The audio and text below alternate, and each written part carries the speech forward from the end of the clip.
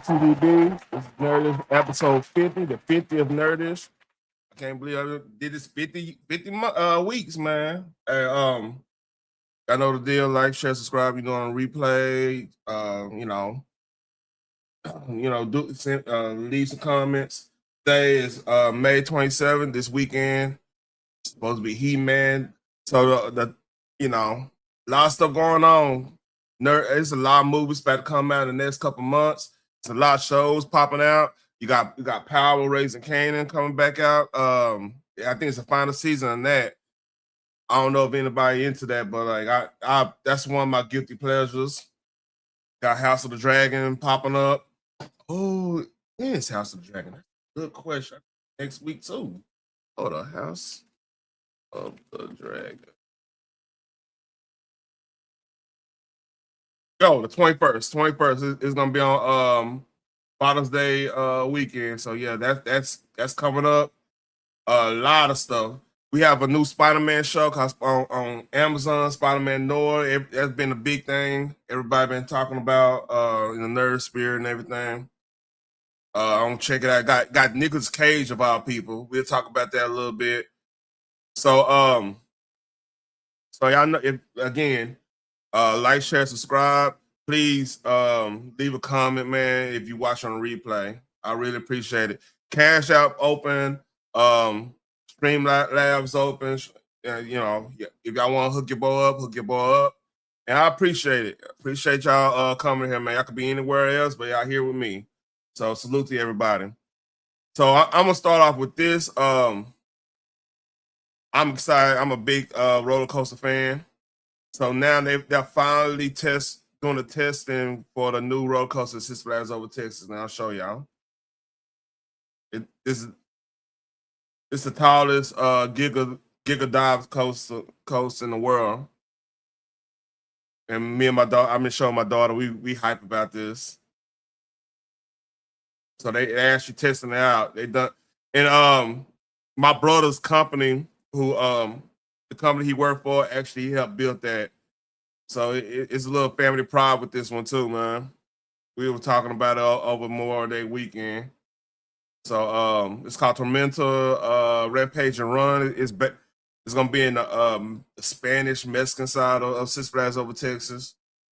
It used to be where the bobsled is at, back in the Gout. So I'm excited about that. Let's see. Oh, I do this. So if y'all haven't noticed, like I posted a video of me driving my old Mustang on Testimony Speedway. So back in the Gout, when I had bought that car, they had cars and coffee at the Testimony Speedway, and one of the things we used to do, you could test drive your car around the oval of Testimony Speedway. If y'all don't know Testimony Speedway, that's a NASCAR. That's a racing circuit here in Texas. NASCAR, IndyCar. I think they do like MotoGP. They got like a road course in the middle of it. It's a pretty cool little spot, man. But yeah, so it got me going through the wormhole of like watching people race. So here's one. A Viper. It might be a regular Viper versus a Hellcat.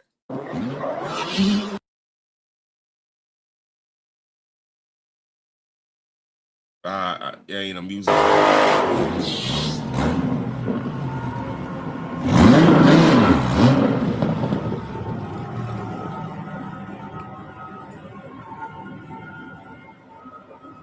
It's interesting because the Viper's lighter, I believe. They got V10. No telling what you got in that V10. Usually a lot of people turbocharger.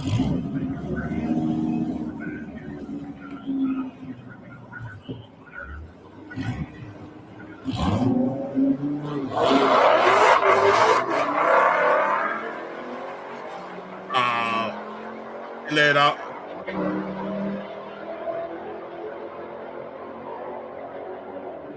One problem with the Viper is the stick shift. What up? Yeah, it's a stick shift, man. So the Hellcat got it got advantage, man. Like the automatic is so good. Like my Mustang is a 10-speed. So like you could when you go in manual mode, because it got paddle shifters, I could my average the shift point is like 7,075 RPM. Oh yeah, it hooks for real. So that's the only thing that it's this is he's at a disadvantage because he's using stick. But I think they got match rev on Vipers, I believe. But yeah.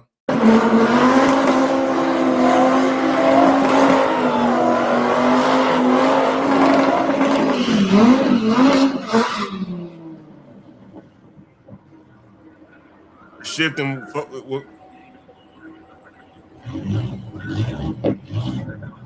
I look like he got skinnies in the front. That Hellcat. I think that's a Hellcat. Let me make sure. Hold up.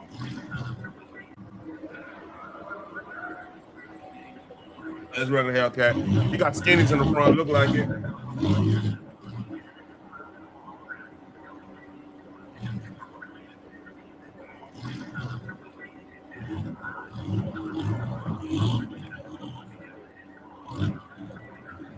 Yeah, I used to go to drag strip all the time.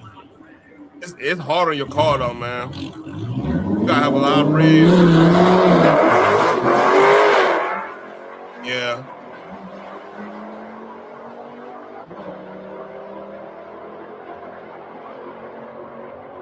Only way that Viper, I know they got some conversions that they put like a turbo 400 or something in there or whatever.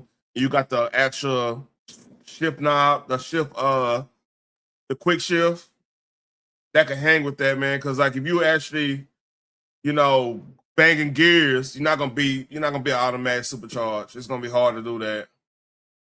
But yeah, I go through wormholes like that. Like it's some YouTubers I follow that in the car scene, like shout out to the Von Voris brothers, man. They out there in Amarillo.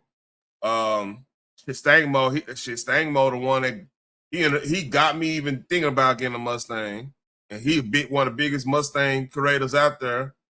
Oh man, what's that old dude name? Alex. There's some cats out of Tennessee, man. Like what is his name? I just went blank on his name. My bad on that, man. But yeah, I'm big into cars and stuff. So that's cool, man.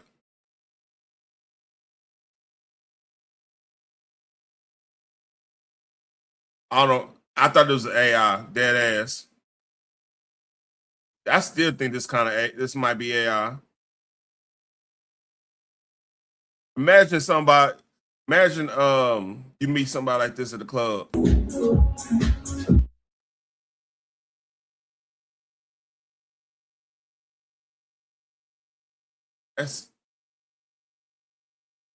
How did that even?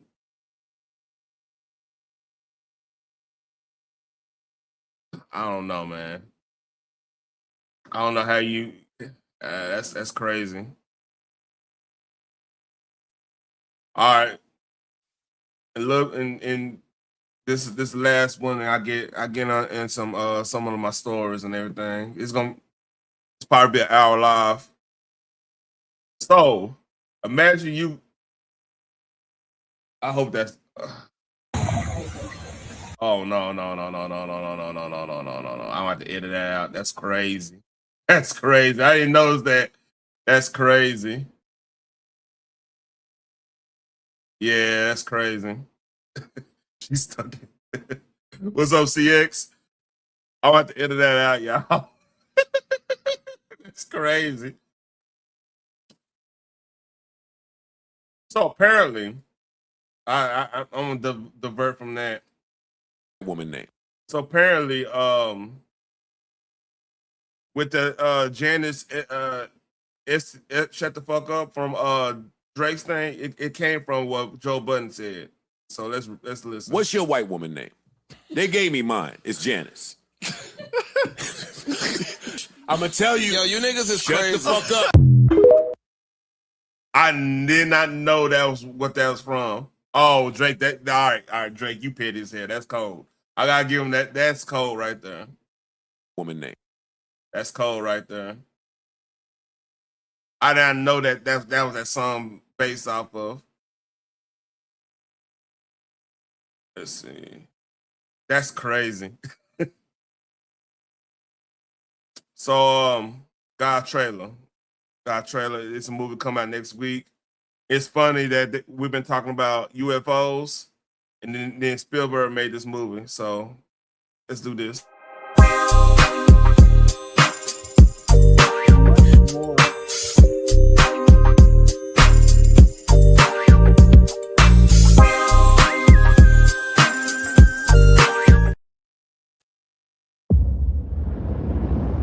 I can see you.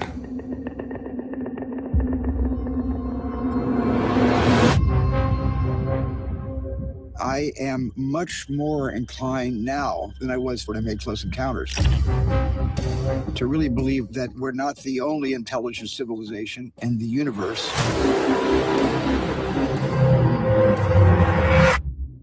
What did you steal?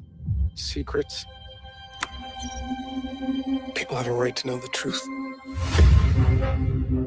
This is a story about us, all of us, Good morning, Kansas City. up against the most extraordinary event in human history. What's happening to me? I'm frightened. I'm frightened out of my wits. You don't need to be. You have someone else. Daniel Keller, Who is this? do not go back to the house. They found you. I don't know who you are, but they're gonna kill you. Damn. The human race cannot accept what we know. We need to stop it any way we can. What am I doing? What am I doing? What am I doing? What am I doing? This 79-year cover-up of the truth has to end. We're interrupting our coverage. How will disclosure change us? I believe for the better. It will remind us of our capacity for empathy and that there is something bigger out there than just ourselves. That come out next week. Well, 2 weeks from now. The only way to know your purpose is to go back to where it all began. I know you.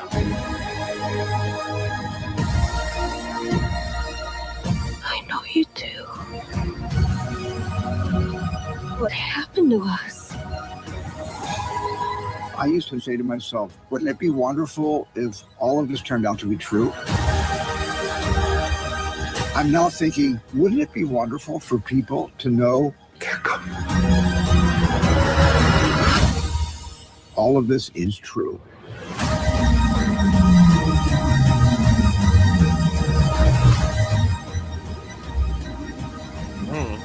Okay.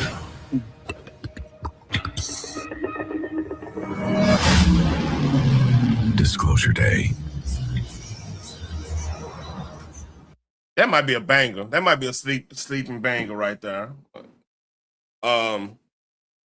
Yeah, I'm interested. I'm actually interested. It's crazy that like this movie coming out when everybody's talking about UFOs and all these files been popping up and everything.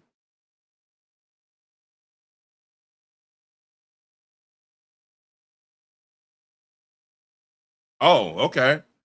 I check it out. Check it out one day. So yeah, Spiro might got a little sleeper banger. Like he been tripping in the last couple of years. I ain't gonna lie to you. Like I think his last decent movie probably would have been that movie about you pretty much living a video game thing. That was pretty good. It went away from the books and stuff. So a lot of the people who read the books. Oh, what's that? Damn, they're gonna have to look it up.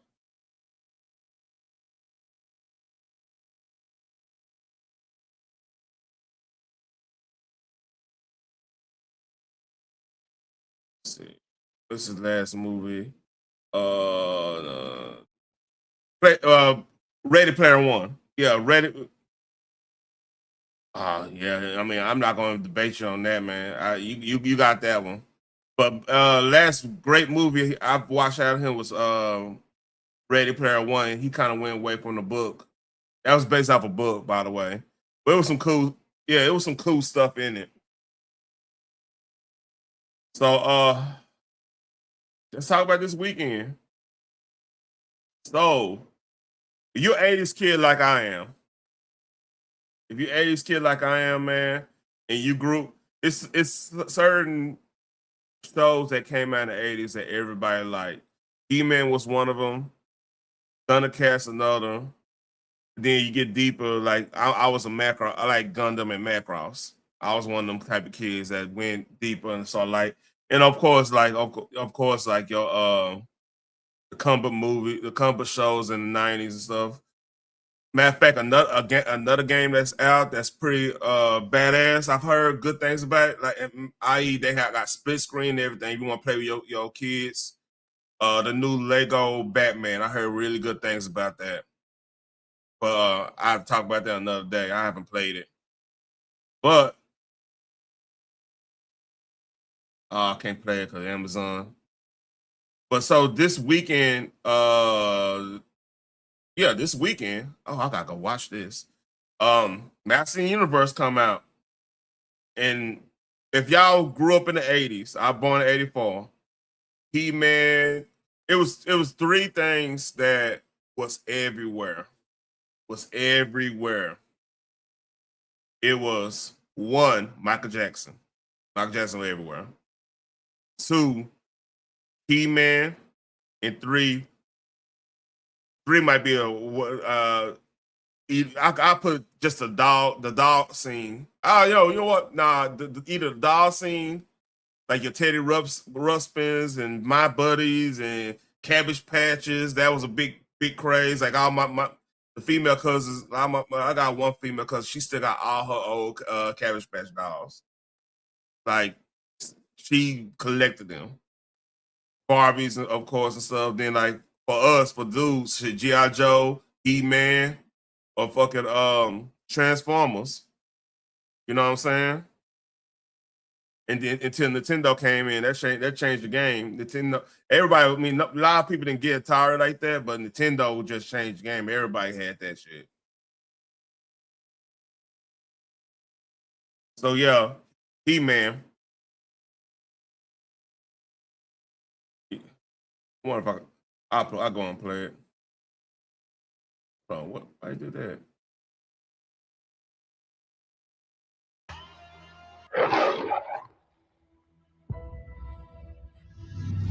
$40 years ago is crazy.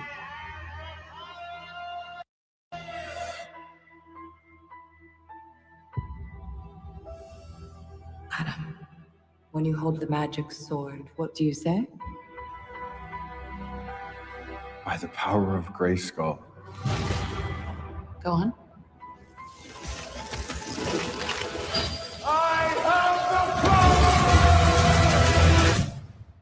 Now you're ready. I hope they do this right. It seems the prodigal prince has returned. I am a devil, but I mean to be a god.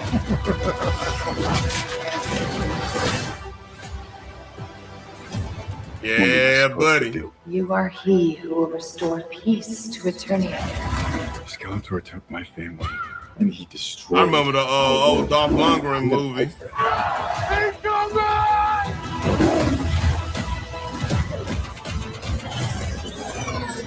Oh, they take me back right here. Neck and neck. Ram me. Hell yeah! And you, Fisto. Mr. Allen! It's Adam, dude. Hey, put your neck away.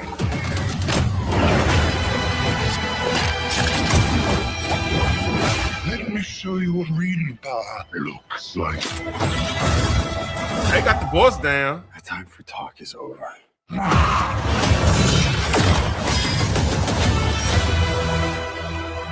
You can help me with this? Whoa. It is quite heavy, so if you Oh, could just... oh my god, yeah. All right. Yeah. After Bart. No, we ain't gonna talk about the toy stuff, but that He-Man, Shit, man, like that show, the toys. So I never had all the toys on He-Man. I really, the toys I used to get was Ninja Turtles. I had all the Ninja Turtles. But He-Man, it was a close second. Then of course Transformers. Like Transformers, if you had the goddamn Optimus Prime, the whole thing with the goddamn the trailer and everything, man, you was the man on the street, boy. Hey, everybody came over there and played. What's up, Mondo? Everybody came over and played toys with you, man, back in the gap, man. You know what I'm saying?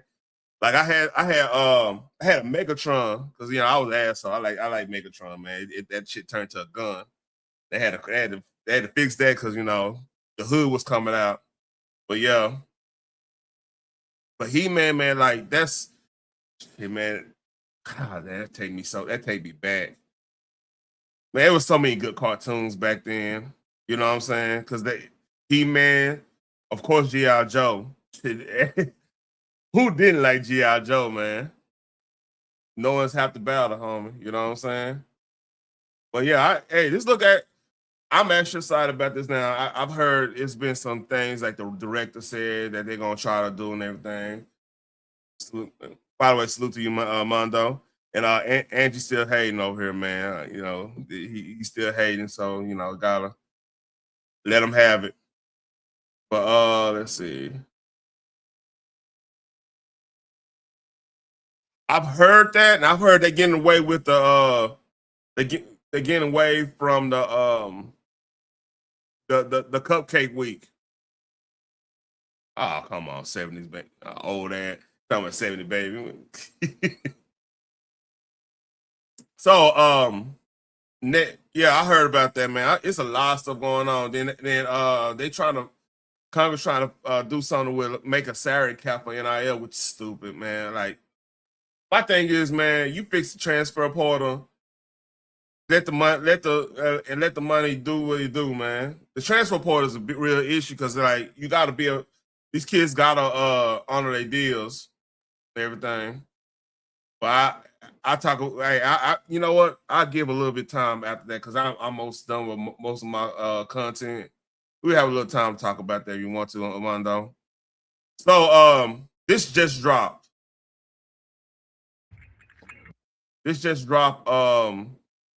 Actually, you go on Amazon Prime right now and you can play it.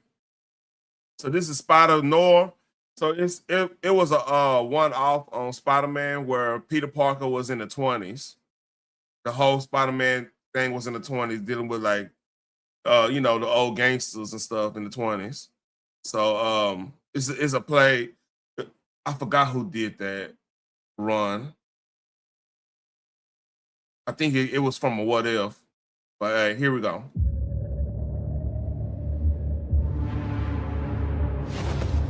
Have you seen it out there? The city's a mess. So it's Depression era. You used to be. I know who I used to be. I know who I am now. I'm starting over. Are you going to be a dick about it? Yes, actually, a private dick, to be exact. My friend disappeared. Oh, I have to edit this out. You're an investigator. Investigate. Oh, copyright music. Are we going to talk about the fact that her friend turned into some kind of sand monster? Just seems like kind of like a big deal. What the hell is going on? I can't get into it right now. All I know is that once it starts, it gets worse fast. Until their sicknesses eat them alive.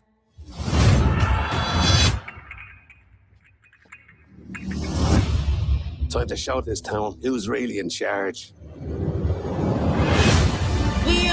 So I think all the villains are supposed to be in the streets. 1920s really versions of themselves. Do nothing.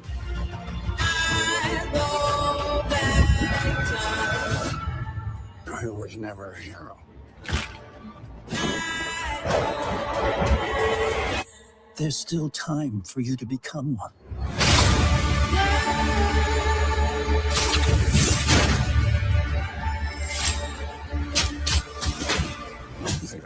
So you got Lizard. Look at me.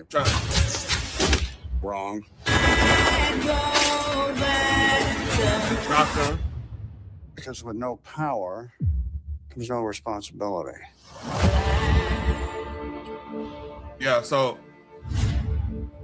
you can watch the black and white. Does you see that the spider's busy?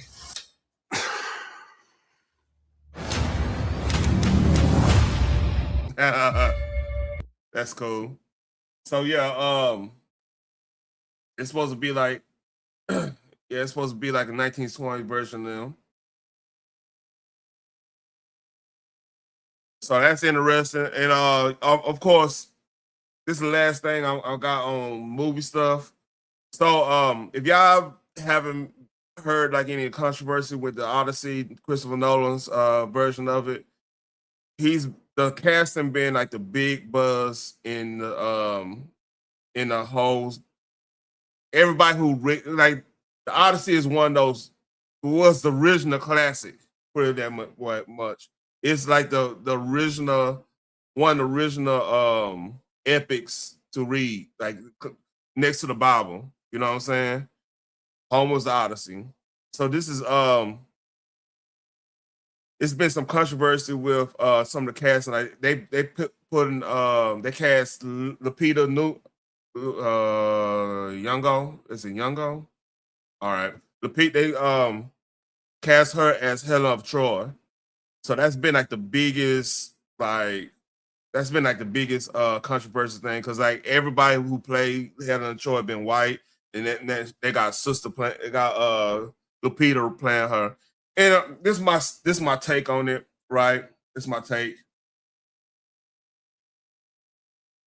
Yeah, I'm about to watch it. After this, I'm about to watch it. Yeah, the show, I just saw it on. It just came out today, so I'm gonna give it a watch. So yeah, my take on this, right? I get the backlash because like you have to understand, a lot of people, they recollection of Helen Troy has been like God who played her in Troy, the movie. Let me look that up. 2004 film, which is a good movie. Oh yeah, Diane Kruger played her in there in the 2004 one. So they used to a white woman playing her and everything, right? It was always supposed to be Nick Cage.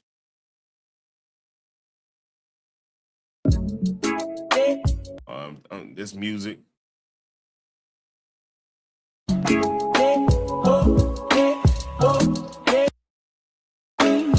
All right. So basically, she responded because everybody was. And I'll tell you this: this is the least offensive one, because I mean, Lupita's not an ugly woman in my opinion. You know, I love dark skinned women. I mean, ever since Lauryn Hill on Fujilala, when she came in there, hey, I was like, all right, you know what? I like, that's what I like. Anyway, that's beside the point. Lupita's not ugly. You know what I'm saying? Only it's just a shock of it, and then right now we're at the stage where if we see if the fandoms see anything when it comes to, it's like they pushing some type of narrative, you're gonna get some backlash, right?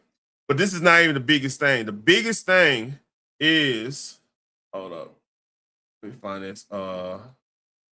this article.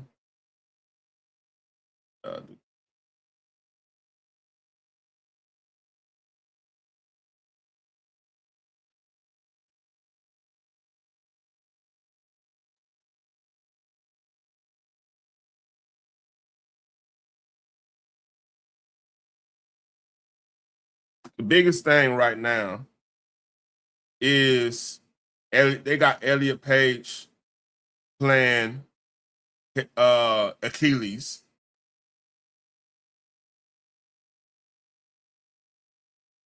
So people are really mad about that.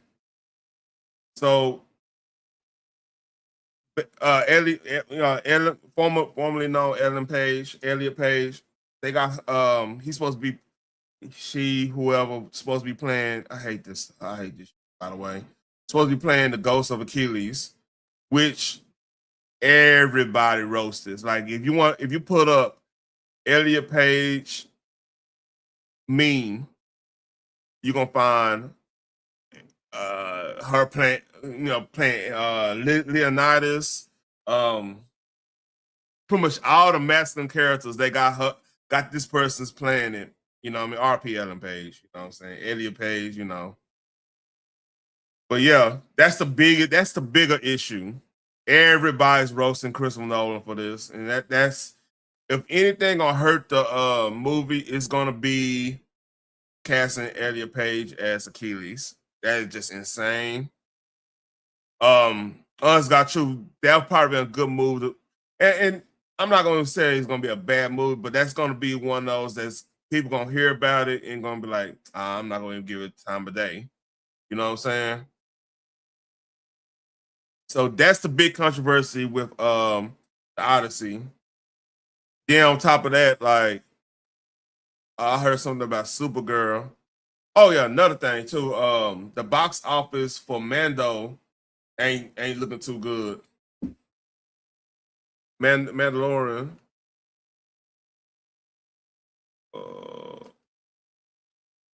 Yeah, there you go. Bam. So this is an AI overview.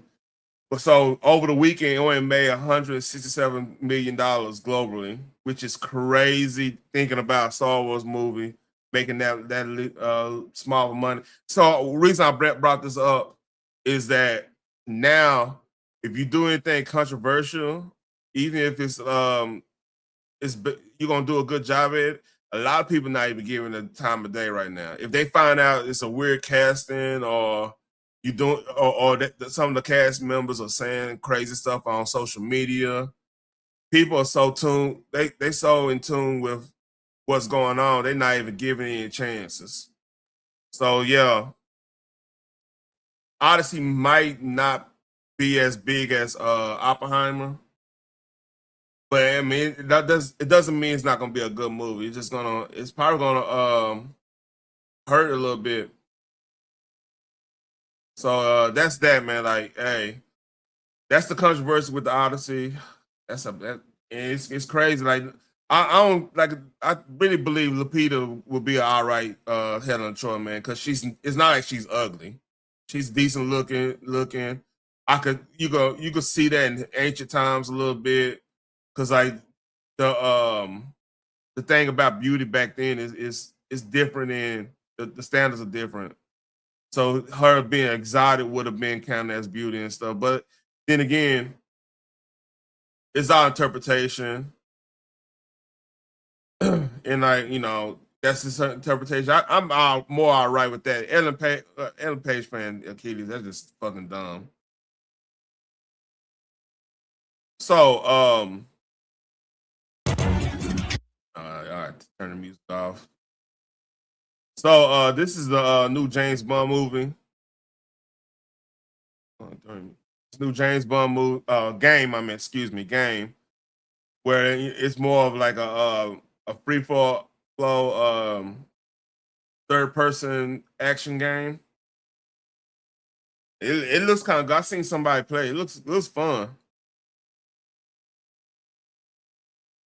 You use everything as a weapon, which is kind of cool.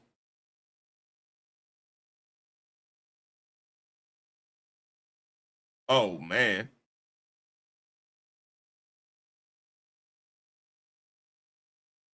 Oh.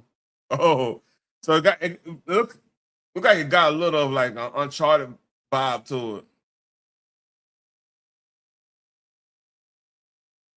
I mean, I would really love them to do like a John Wick version of this.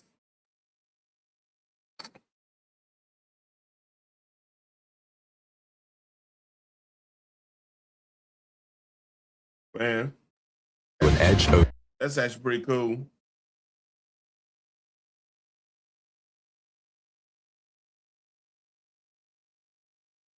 So it's kind of a mixture of Arkham and Uncharted.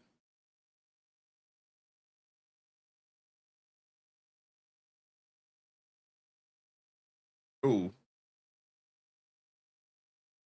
Yeah, I like that.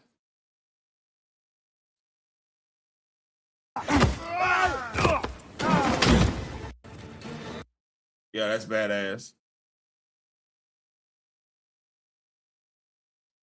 So this is hold on, let me watch. I didn't catch your name. I didn't give it.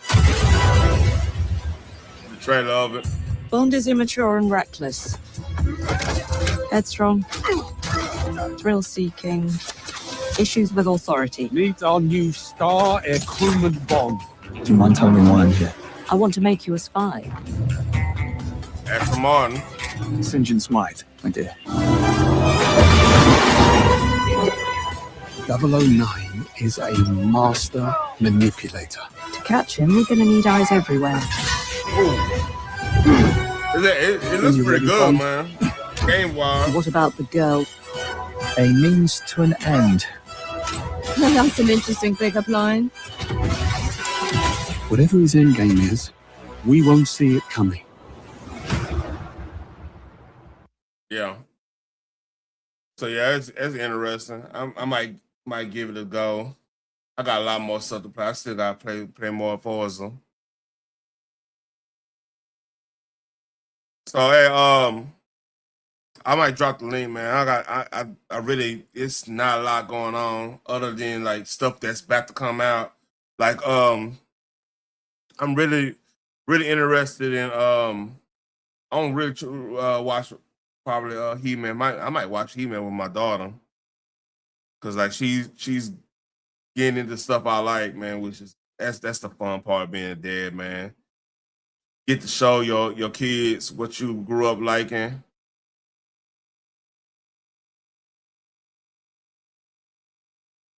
Ooh.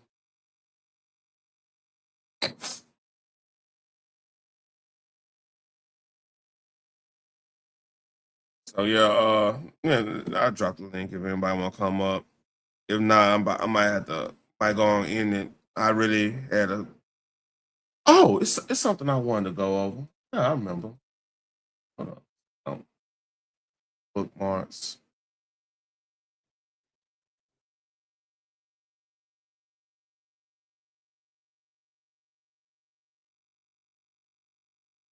Oh, this is funny. It's funny here. Oh, hell no. Come on, man. Get up off our couch, man. You tripping. You don't grab me. If you grab me, I'm going to bite you. I swear to God, if you grab me, I'm going to bite the fuck out you. You're going to let me go. I'm a dog. People don't understand what I meant by fighting to survive. I'm fighting like my life on line. Don't grab me and think, oh, you stronger than me. You finna flip me. Come on, bitch, let me go. Nah. No, bitch, let me go. Come here. Oh man, AI is getting out of control.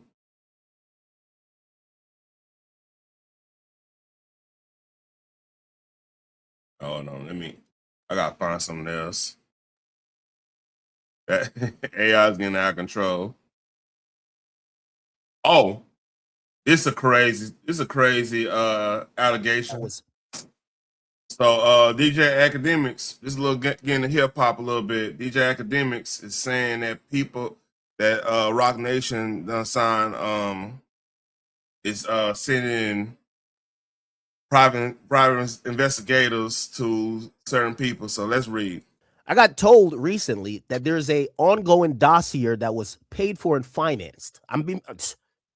Paid for and financed. That all of the stalking, the this, then third, and a lot of frivolous lawsuits that Milagro, maybe you were part of it too, or maybe you're also on the list of, and I want to keep this again. By the way, Barbs to Nikki, make sure your queen is safe. I hear they are stalking and they took pictures of all of the people outside of their premises. That's crazy. I got told recently that there's a ongoing dossier. Yeah, so that that pretty much came out of nowhere. Everybody was that's going around. Something else. Hold on.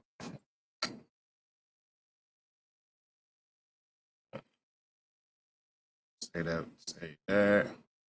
Say that. I already did that. L.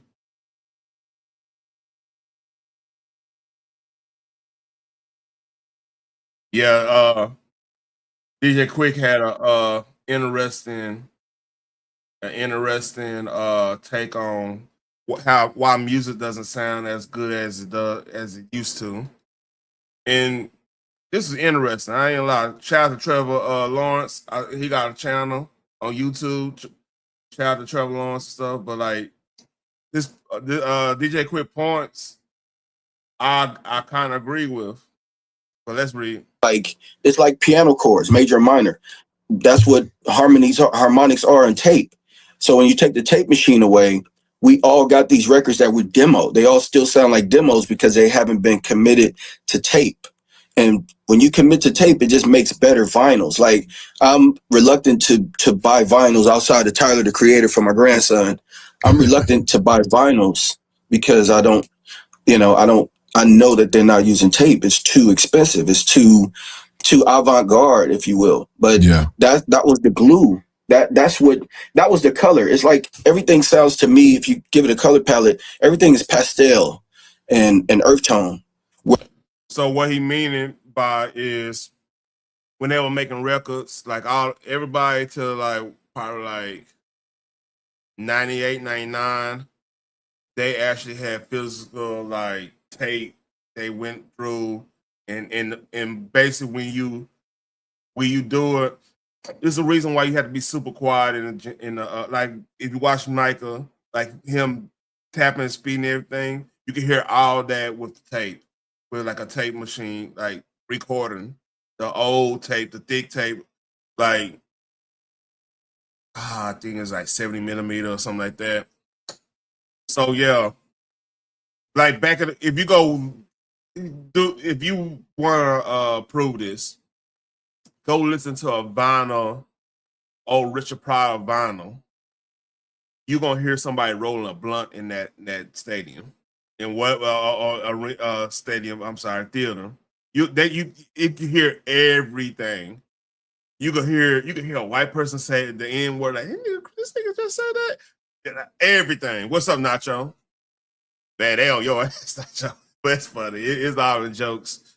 But I ain't gonna derail the thing. But like, there's something what DJ Quick is saying, like the music, like the old vinyls, like matter of fact, hold on.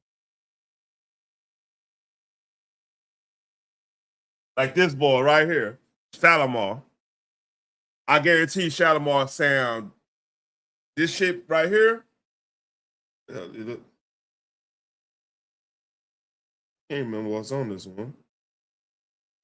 I guarantee it sounds way. You can hear people shooting up dope, snoring cocaine in the studio and everything. Oh yeah, they. But yeah, DJ Quick got a point on that. Cause anything physical medium, when you actually putting stuff on like physical medium, there is some type of character that goes along with it. Like when it gets so digitalized, you kind of lose a piece of the humanity in it, in the creative process. That's why, like, if you go look at the older movies, right, when they didn't have the ability to use CGI and stuff, they had to be so on point with their acting that you get immersed in the story. You know what I'm saying? So CGI within its. Oh yeah, Shalimar on it. Yeah, that was. Man, come on, Rick James. I got Rick James. Man, let me just. I got cold blooded back here.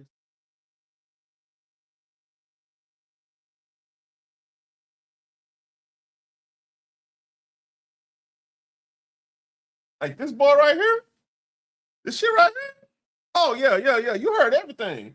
Hey, they probably say somebody probably had a relations out outside the goddamn. Probably doing what they doing. Yeah, I mean, hey, it was a party. They'll have like he gonna talk about it. They will have parties in the studio when they were making those records. So when you actually listen like tonight and everything, you feel the vibe. You feel the vibe, man. Like especially like with like Wu-Tang, for example, right? Into the Wu-Tang. Like he was recorded on tape and they didn't master it. So whatever went on that's in his apartment in the studio or whatever, that's what you got on into the Wu-Tang. That's why it felt so raw and rugged. That's like you felt like you was a part of the Wu-Tang Clan listening to that shit. You ready to go put fucking you ready to go put some Timberlands on and stuff like that because you just felt that raw emotion, that raw just sound. You know what I mean? That would really put Wu-Tang on a stratosphere compared to other groups at the time, man. Because like that first album, end of the Chambers, 36 Chambers, man, you felt everything. Like you felt like the emotions on every track. Whereas tape was dumb colorful, super colorful. Mm-hmm. Yeah. And also a whole generation of engineers that don't even know how to get tones or to use a tape machine. I mean, they're missing 2/3 of their sound. Right. I imagine this too. Imagine if they went back to the old school way just to produce the album. Cause like it's something when you producing an album with the old school way, especially I hear a lot in rock too, cause like rock, like metal and stuff, if you don't got the sound right in metal, the old song not gonna work. Even if you're doing like you could be doing crazy solos and the drums could be on point and everything, but if you don't record it right, it's just not gonna translate. Then it's gonna sound different from when you go see them live and everything. If you deal with rock and like anything with like raw instruments, right? Like neo soul stuff like that, you gotta do that shit right. Like legit, gotta do that shit right. Because the thing is, like that's made to be timeless. You know what I'm saying?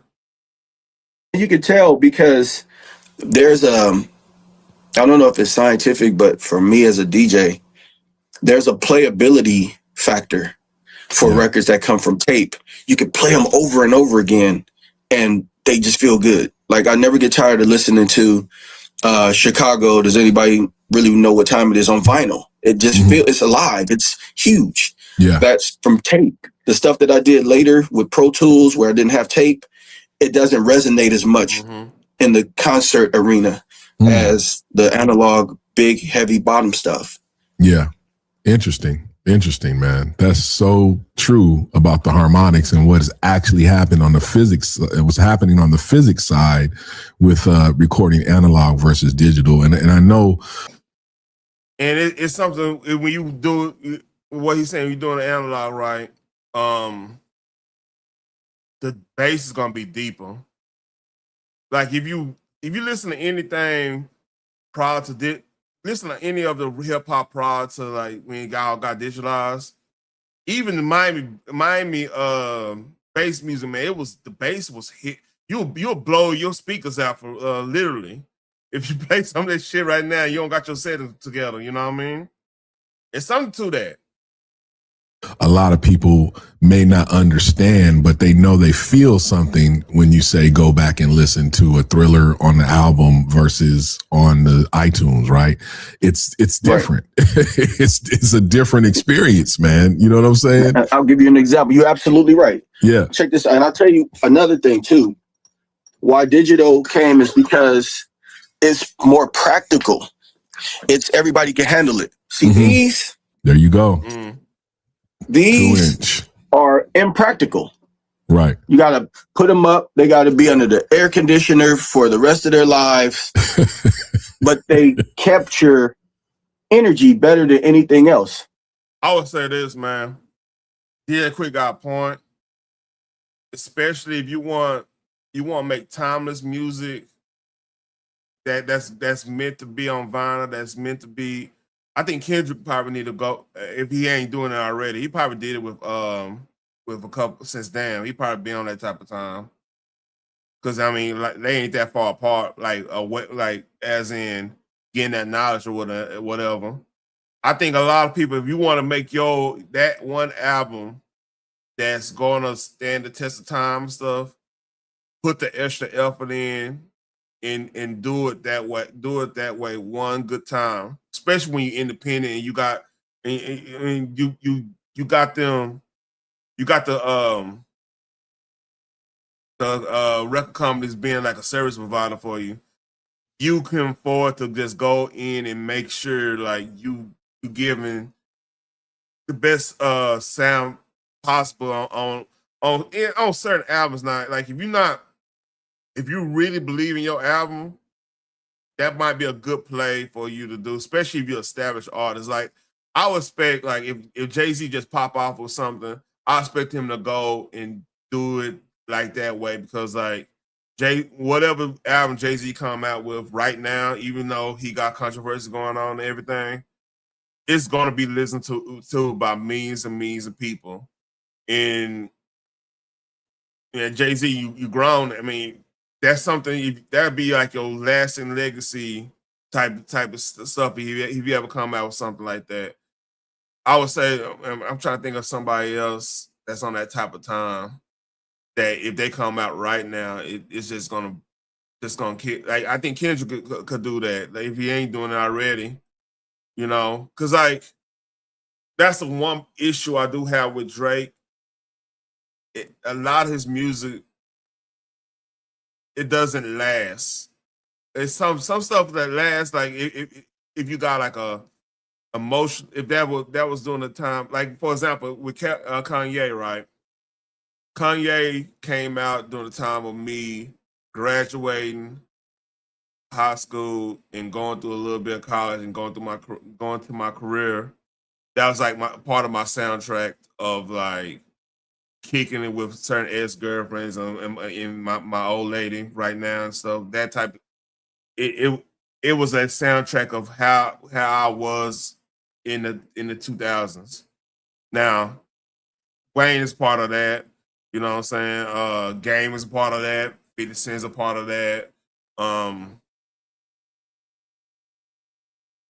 Dr. Dre is a part of that because when the Chronic came out, I was a freshman in high school when Chronic came out.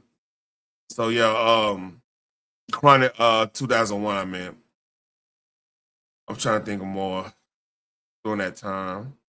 Of course, like the classes like the Wu-Tangs and the Tribe Called Quest, Scarface, Tupac, of course. Not, I ain't gonna lie, like Nas, it was give or take on Nas when I was younger because like I didn't really grow. When that you don't have the ear for it, you're not gonna appreciate it. I appreciate Nas more now since I'm grown and like I'm a real hip hop aficionado.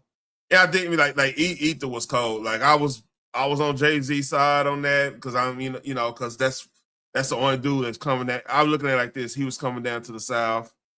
He was rocking with us, whatever. So my standpoint was like, all right, if he rocking with us, I'm rocking with him. Because Nas really didn't necessarily come to the South and did that stuff till like later on. But like I actually appreciate Nas music way more now than I did back then. And that's just come from growth and come from,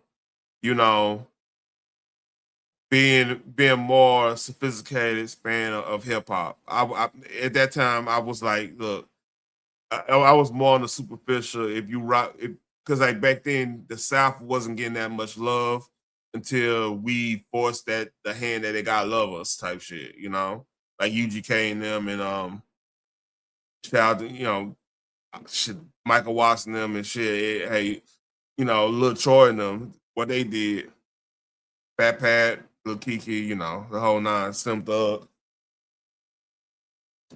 So yeah, there's something what DJ Quick is making a good point though. Like I think the best sounding music now is gonna be the one that takes the day now. Like if you give people something that's tangible that will stick with them for a long time. That's that's why Kendrick is number one right now when it comes to hip hop, because like every album he had, you could get something from it. There's not too many rappers that do that now. That every album you did, and that's one of my biggest complaints on Wayne when he was talking about the Carter 7. I posted that video. He was talking about the Carter 7. They just got picked tracks for it. No, you gotta have a concept on what you're trying to tell us. Like everything Kendrick said from Section 80, Section 80 all the way down to now. There was a point where he was getting off. Even when he was just freestyling, talking his shit, he still had a point in it. And he strategically put those type of tracks. Cause like I would say Dean Nay would be considered like that type of track. Rigor Mortis, Backseat Freestyle,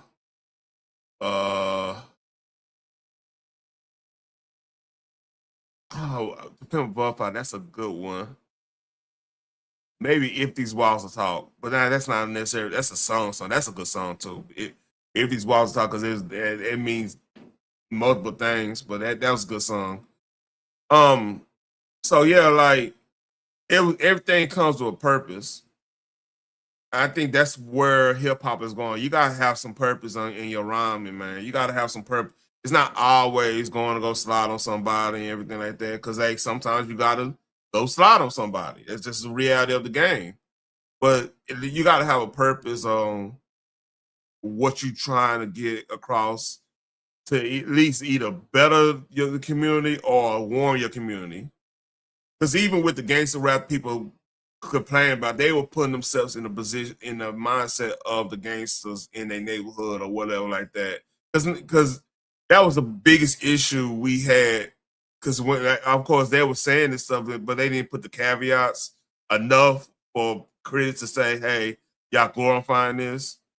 So what ended up happening, and to denigrate people who actually just bring up issues in the hood and everything, you start hearing people saying, "Well, you didn't really do that. You didn't do this. You didn't do that. You went to college. You're not no gangster. You all that nonsense." Now they live in the God. I ran about this before. Now now these new rappers are living their rap. Y'all crying, saying why y'all living y'all rap, because now they grew up here. All of us in our generation and probably too complain about Ice Cube going to Arizona State, or complain about I believe he went to Arizona State, Arizona State, one of them. Complain about like not all the gangster rappers did, like Snoop Dogg being in the choir. You want to complain about that? I'm like, dude, let them be who they are. Everybody should understand this is entertainment. People keep forgetting that. Like, all this entertainment. We don't need you to be fucking Bonnie and Clyde for real. We need to be able to. We need to be able to. All right, if I want to get in the mindset of being a gangster, even though being a gangster, like myself hustling, doing this. Okay, I could go listen to Future. I go listen to you know what I'm saying, Spice One or whatever. I go listen. I could get myself in that mode to go work out. Go get myself in a mode. I'm about to have an altercation. I want to be in the right mode to deal with that altercation. Something like that. Just, I don't know. I'm just saying, like, we always want people to be 100% what they say on tracks when it's entertainment. It never made sense to me. Because, like, nobody's going to be on 100% of the time. Nobody's going to be on that level. If you are on that level, you're probably not going to survive the streets anyway. Because it's a part of diplomacy in every levels of the game. You got to be able to understand how to be diplomatic and get yourself out of a situation. Because, you know, case in point, all these gangsters on the internet talking this shit, right? Go listen to somebody like Michael Francis, which is he did fair time. He was really with people that, you know, put people away. You know, they'll put you away and stuff. So the way he talked to his enemies is on some respect shit. Because the thing is, it's not about if you like them. It's about winning an argument. And once you start, and the rule is, once you start insulting the other person outside of the actual discussion, you're going to lose that argument, and you're not going to get your way. And then it could end up being bad for you. So, like, that's the reason why I never get in beefs. That's why I don't really respond to beefs or any issues like that. Because in real life, like, I have a name. I have to honor my name from both my grandfathers who fought in the wars and stuff, and vice versa. I mean, I got family. I got a hood I'm upholding. I want to be a beacon of light to you know, folks coming up. And you gotta be respectful. And back to the music thing, like, that's what's missing is the tangible sound of the music. That makes sense. And that goes with, like, respect of the music too, because, like, I think that will open up a lot of doors of, hey, maybe we need to get more creative on how we do things and get back to some of the basics. So then it translates to, like, how much you care about the genre, about the platform itself. Maybe, you know, and it's easy for me to say I'm just a dude on the internet, but, like, DJ Quick got a good point on this, I believe. Pro Tools, you record signals. Magnetic tape picks up the energy in the room too from the people. Mm-hmm. Yep. Because it's tangible. It picks up, you know, it records vibrations too from people. It's just much the same way that if you bump a CD player, it won't skip, right? Right. But if you bump a turntable, it vibrates and moves. It reacts, and it reacts sometimes negatively, sometimes positively. It's tangible. Mm-hmm. And tape is tangible too. It's like vibrations affect us. And if you got good energy, like my first few albums, recording in there, we should just throw parties around the tape machine while it was running and record. And then when you go back in there and listen back, you feel the party. Yeah. You know, like songs like Tonight. Yeah. So I'm just saying, this is the missing link. Yeah. Wow. I agree with that 100%. I agree with that. And check out the homie Trevor Lawrence Jr. He do a lot of music stuff, man. And I need to send this to my nephew because he be doing beats and everything. But there is a beauty in that, man. Like, that tangible sound, man. People,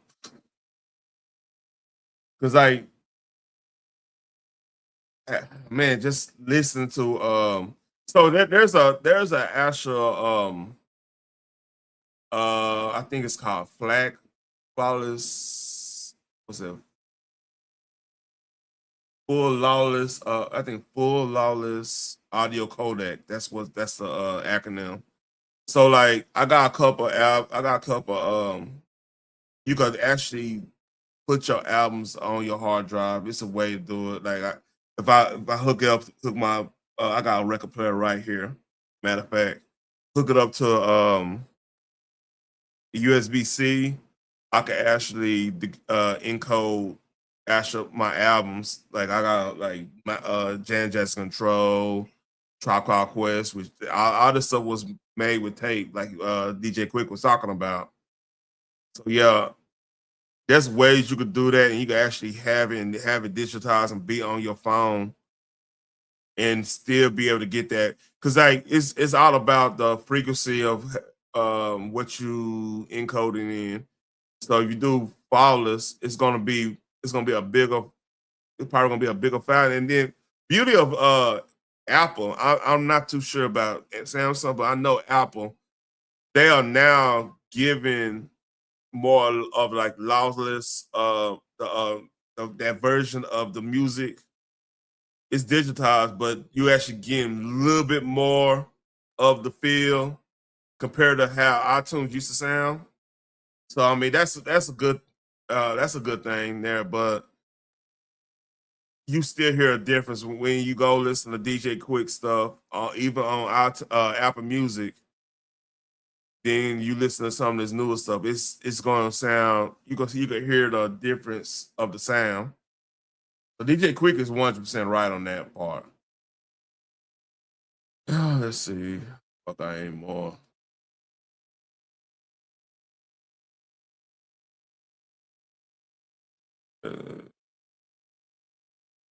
Ooh.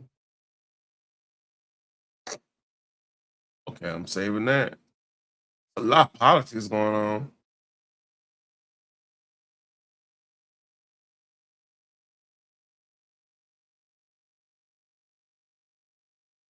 Ooh.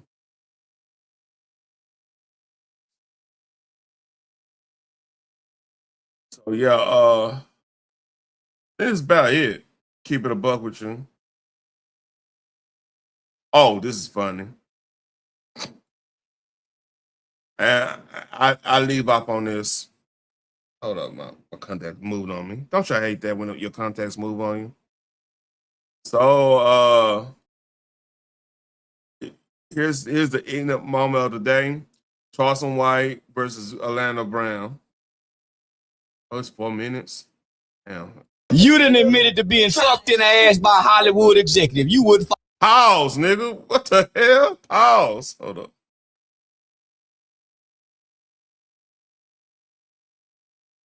Okay. Fight nobody, nigga. You didn't admit it to being fucked in the ass. He gonna repeat it. Come on, man. What are you doing? By Hollywood executive, you wouldn't fight nobody, nigga. You didn't fight them niggas out your ass. No, you didn't fight them niggas out your ass in Hollywood. Tough ass nigga. When they were trying to fuck you, did you fight? All right. That's ignorant right there. You know what?